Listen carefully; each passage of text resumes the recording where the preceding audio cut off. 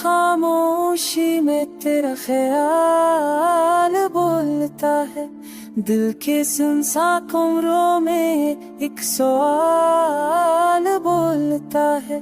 तेरी हंसी की बाज़गश्त ख्वाब बन के आती है, बचे लम्हों की खुशबू सांसों में समा जाती है।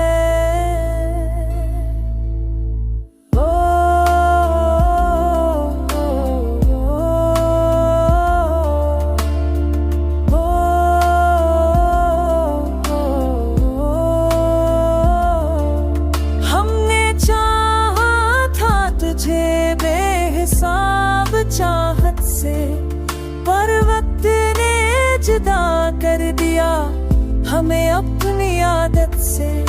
तो कहीं और खुश है ये सोच के मुस्कुराते हैं, अपने टूटे ख्वाबों को तन्हा ही हम संभालते हैं।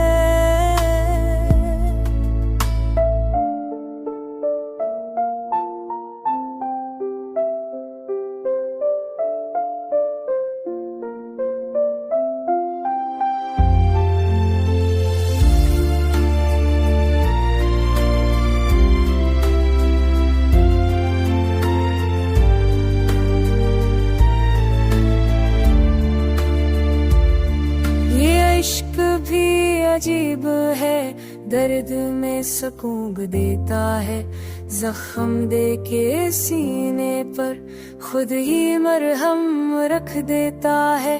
कभी उम्मीद बन जाता है, कभी आंसू बन के बहता है, खामोश दिल की गहराई में सच बन के रहता है।